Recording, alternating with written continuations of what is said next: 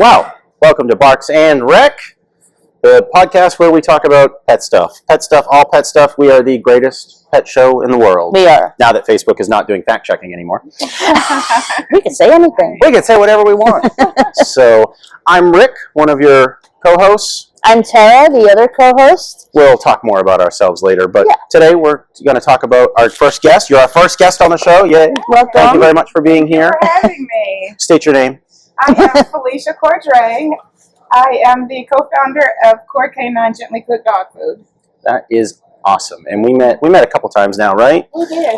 Met through Tara, of course. Tara always bringing people together. Very nice. Thank very you. nice. Yes, she's great at it. So we'll dive right in, right? How do you get started with this? What got you into making dog food?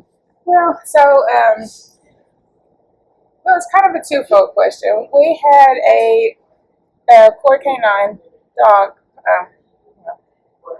We had a Cane Corso when my son was 2 years old. Beautiful dogs. At 2, she was great, but at 2, my son was absolutely terrified of any animals, big, small. And they're big dogs, yeah.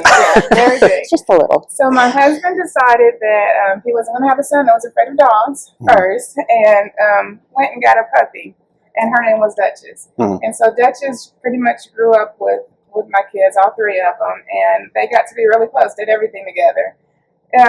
As she got older, she was completely healthy most of her life, but then in the end, she had thrown up blood, and it was very sporadic. Didn't know where it was coming from. Took her to the vet, and they confirmed that she had cancer, and it had spread all through her chest by the time we had caught it. Had to, she was already 11 at the time, so we didn't really want to do any chemo or any aggressive therapy or treatments. So we decided we would go ahead and put her down, and that was the absolute hardest thing. Even now, it still makes me really sad. But yeah. It was the hardest thing. I mean, it was really like losing your child, and It's a compassionate thing to do, and it sounds like with what you had going on, it was the only real choice you had. But it's still, I've been there. That's hard. Yeah. And, when you think back to it, you think that she was just getting older, and that's why she wasn't getting up as much. But hindsight just kind of lets you know that she was just hanging in to make us happy, And so, letting her go to rest was the best thing we could do. Once that all happened, we did some research. I ended up 2 years later getting 2 more puppies. This time we went really small. We went with Maltipoos, Lexi and Layla, which are my babies. And now, 7 that's a change. Yeah, it's complete opposite. But during the end of when we had Duchess, my husband is a chef, and so he had the idea of cooking. He wanted to cook. He's like, cooking has got to be better, and at that time I didn't really know, and I was just like probably most customers know the vets say that kibble is better, and kibble has everything that they need, nutrient wise, and I didn't really do my own research. So as time went on, I started doing more research about the cancer that we had lost Duchess from. Yeah. And learned about the heavily processing that they do. Anything that you have to produce at temperatures greater than 400 degrees, it kills. I mean, boiling water, you can put things in boiling water and it kills most of the pathogens and everything. So if it's doing that, then they're processing kibble at 400 degrees or higher temperatures, then more than likely everything that's in it is not completely nutrient. It's not leaving you much left to work with, right? Yeah, okay. Exactly. So we had noticed when he did cook, those few things for her fur would, he would give her a bath, she wouldn't shed as much, her fur was softer, and those were just the things that I noticed before really understanding the benefit of gently cooked food. So moving forward, we did more research, and I realized how, what all they process in kibble. They literally take everything and they throw it into these big containers and they mix it all up, and then they make it into a kibble, and then that's what they feed our dogs, and then they tell us that this is healthy. And I just couldn't understand how it could be healthy. So my husband, partner, and I, we have a catering company that we've had for 10 years. So he's very knowledgeable about the different nutrients and, putting recipes and things together. So now I'm a bit of a branding guy. What's the name of his catering company? Catering by Cordray. Okay, perfect. Catering by Cordray. Yes. Perfect. So we've had Catering by Portrait for this year. In August will be 10 years. Awesome. The end of 2023, we decided that we were going to reduce our waste. And so we took Brilliant. our unused ingredients from the catering company and we repurposed it into gently cooked dog food. So everything that we have left over from our weddings or our corporate events, we save it and freeze it and we utilize it when it's time to produce the dog food. That is really cool. Like, just learning a little bit more about the food industry in general. There's so much good food that seems to go to waste. So that's super responsible of you guys. And then I can imagine it only makes the product better too, right? It does. It does. I mean, because you figure if we have to go out and buy 25 pounds of broccoli, but we only use 20 pounds of it, then that's 5 pounds that you may have, if you try to hold on to it, it's going to go bad. You're going to have to throw it out. Mm-hmm. And why not reduce that waste and repurpose it for the good for these puppies? I'm trying to be serious and be a good interviewer, but I started to crack up because I'm thinking about what my Mastiff would do if I gave her broccoli. There's not a gas mask in this world that's rated for what would come out of that dog if we gave her broccoli. But. What about spinach? Because spinach is the same. Yeah. Sweet potatoes. Sweet potatoes, carrots, peas, and then we also don't want to leave out like the organs that we use a lot of. We use the hearts, and all of our recipes have hearts in them. So everything is all goodness. Everything is all completely human grade ingredients. Core Canine is. I'm sorry, I'm probably getting off script. I get excited. There's no script. There are no rules. No. You can do whatever you want. I get really excited, and I'm really passionate about it because we make sure that our recipes were all human grade ingredients. So anything that you and I eat, we put it in Core Canine.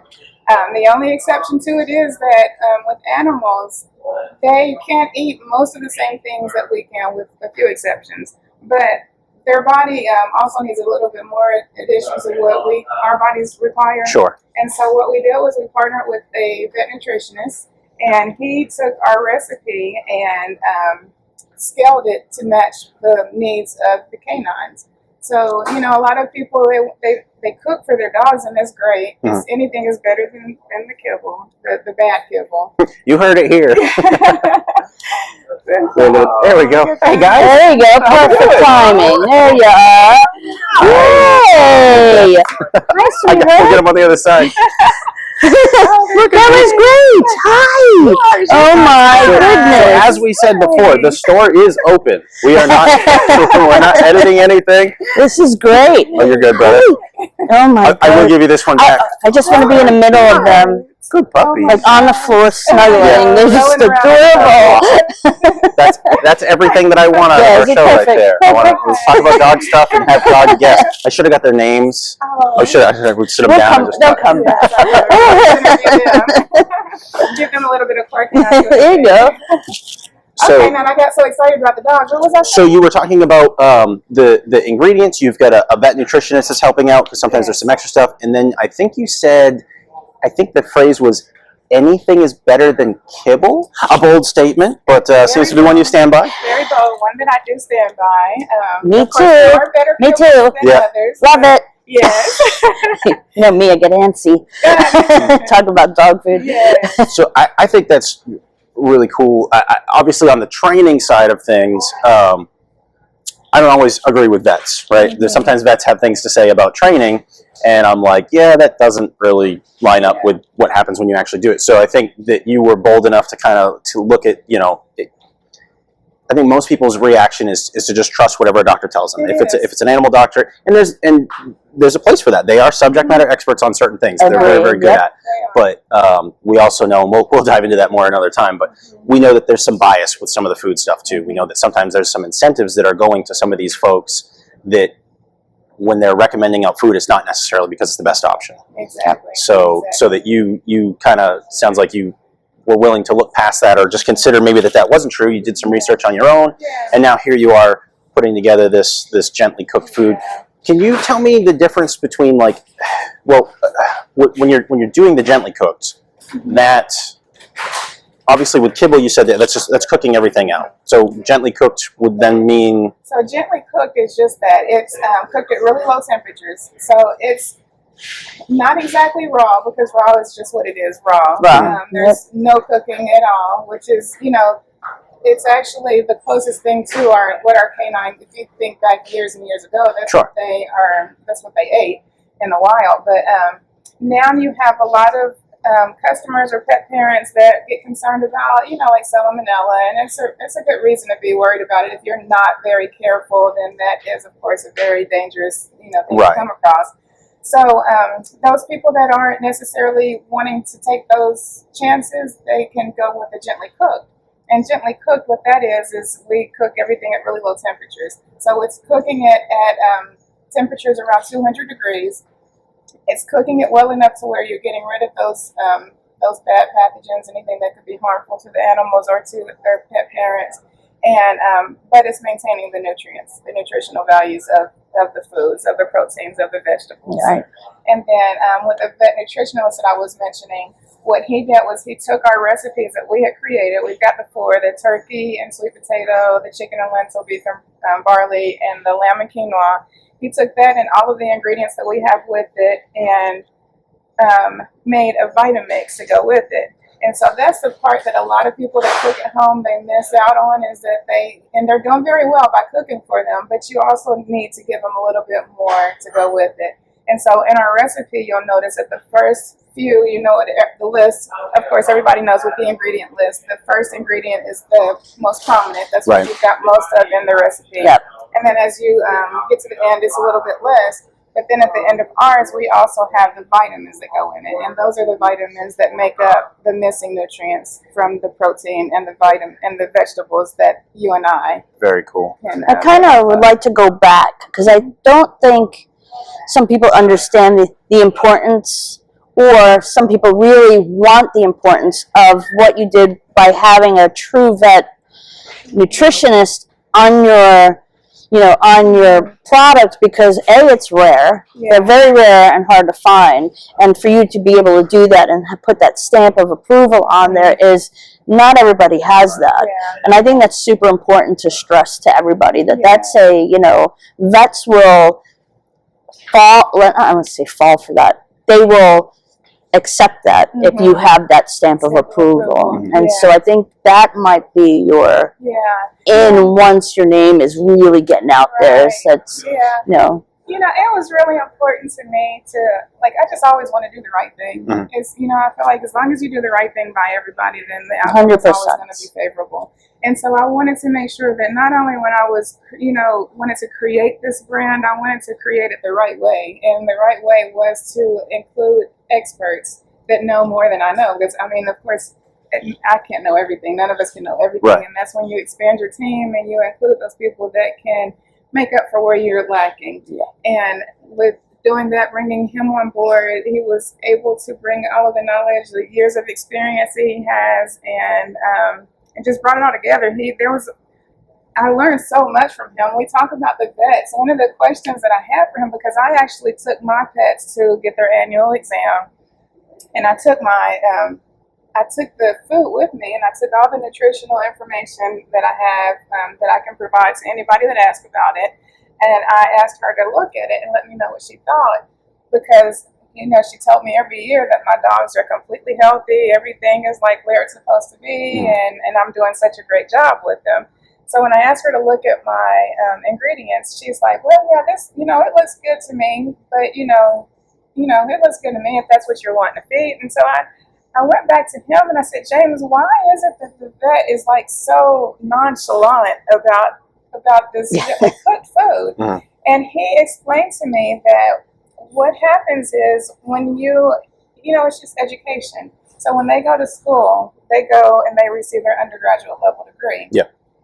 And during that time that they're in school for those 4 years, they learn off of kibble. So it's not that they're necessarily, saying, they're not doing it on purpose per se, but that's all that they know. So when they go to school, they learn about kibble. That's how they get their degree, is based off of the information from the kibble. Well, correct me if I'm wrong.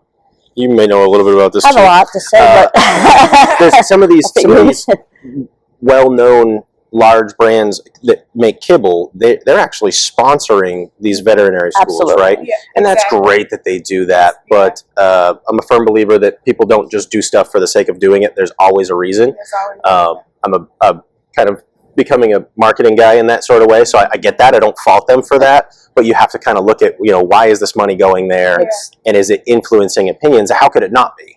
Right. So you're basically, whether they're intending to or not, and I do believe they're intending to, they're buying those opinions, right? Yeah. Is that fair to say? I agree 100%. Just dumb dog trainer that doesn't know much Yep. about food. Yep. Am I on the money here? It's 100%. Sure. Yeah. I do want to say though that though there are holistic vets out there that have furthered their education and they've taken the initiative to learn more about why Sure. it It's is true. so much better to feed raw or gently cooked, and there are benefits to it. It seems to me, just an observation. I'm not putting any numbers behind this. Remember, guys, any of my opinions are just that, just a dumb dog trainer.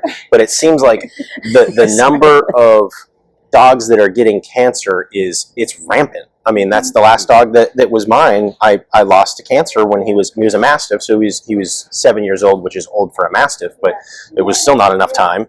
Right. And it seems like, more and more, if somebody is losing a dog, it's to cancer, and it's not a matter of if they get My it. friend just lost their 4-year-old to cancer. 4 years old. 4 years old, and it was a mixed breed. And Now, do you know, was that like maybe a fluke thing, or do you know what they were feeding? And actually, what they were feeding, a really good quality air dried kibble. So and no, they were feeding pretty well. I mean, so it wasn't. That would be an interesting. If we have anybody out there, Although, and I don't know anything else about like the situation, but I will go further. And I know we're talking about food, but it's also all the things we put on our dogs. You're talking about like spot-ons and collars and treating your yard and everything you use in your all the house. stuff that kills little things, and we're just putting it on a Well, it's the same for us, isn't it? Yep. I mean, you have Roundup, and you do your grass, and then you end up with some sort of weird.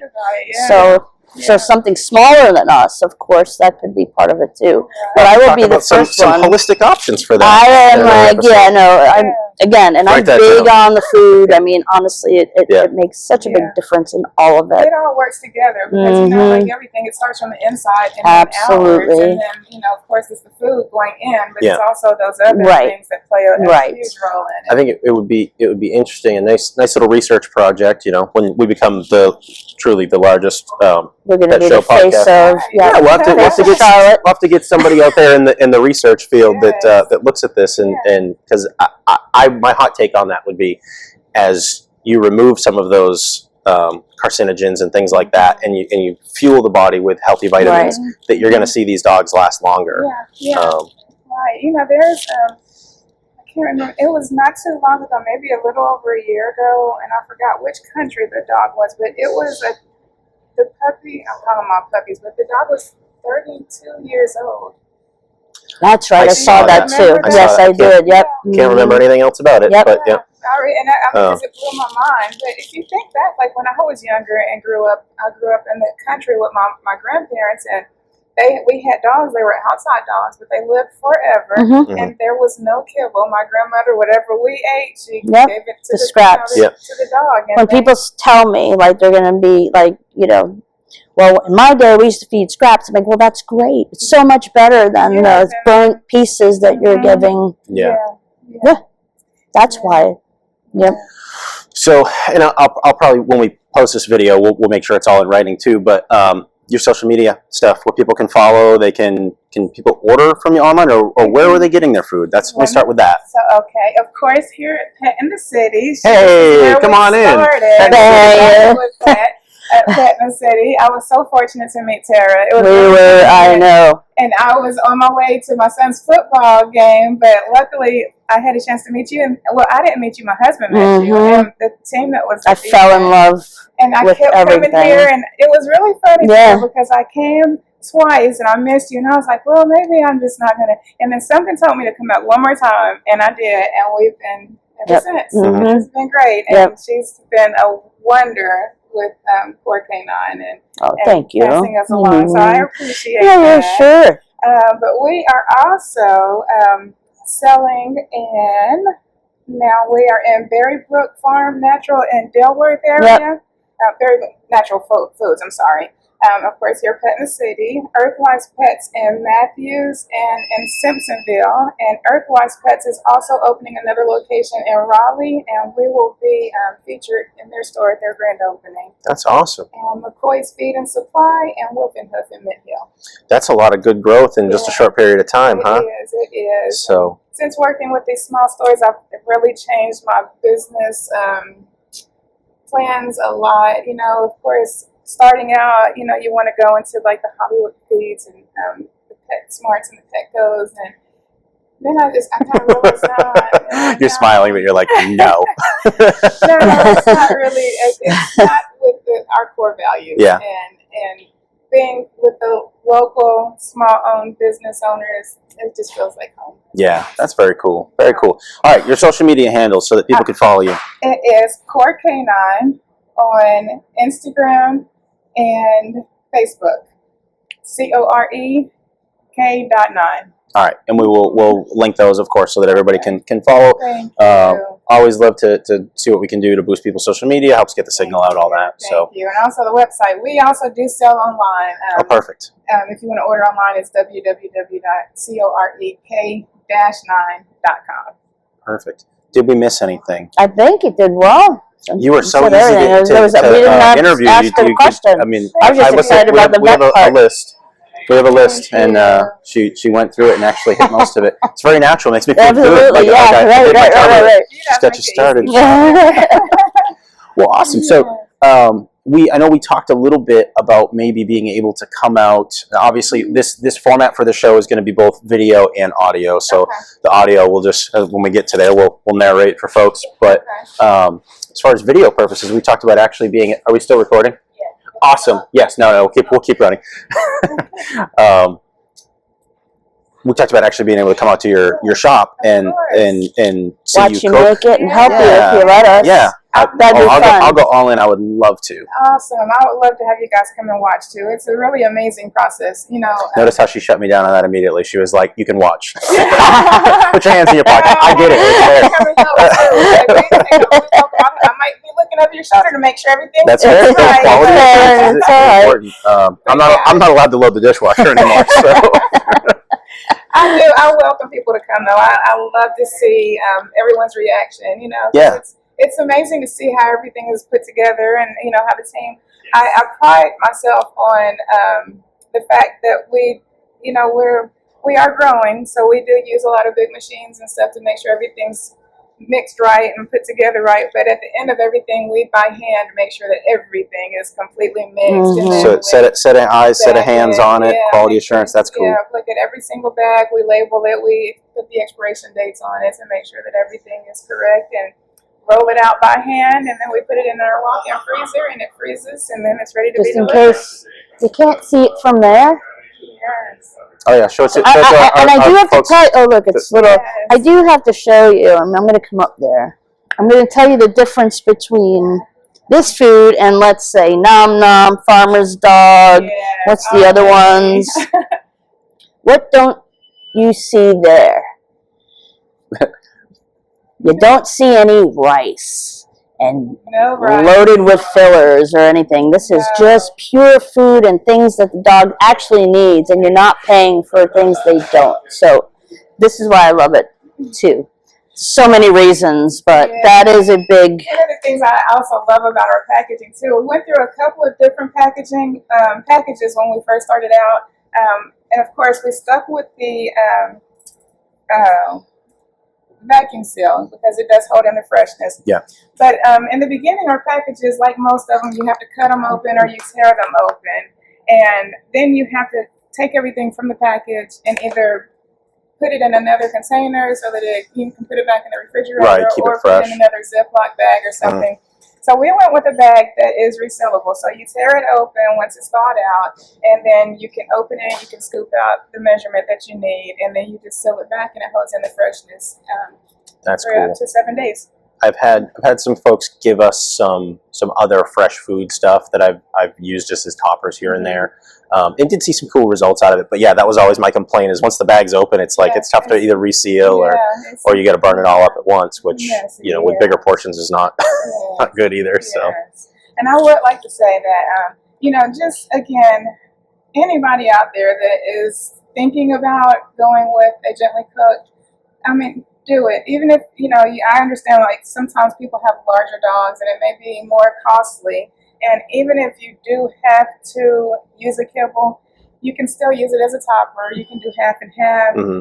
Any amount Anything helps. will help. Yes. Boost your bowl. So, and Boost there's, it. and fair to say that not all kibble is created equal, right? Sure. So if people had questions about what a good kibble is, that's still a little more cost effective, because you've done that for me with one of my dogs. Mm-hmm. Folks can come in here, talk with your staff, and then and also get their core canine food if they want to use that topper as well. So cool. Did we miss anything?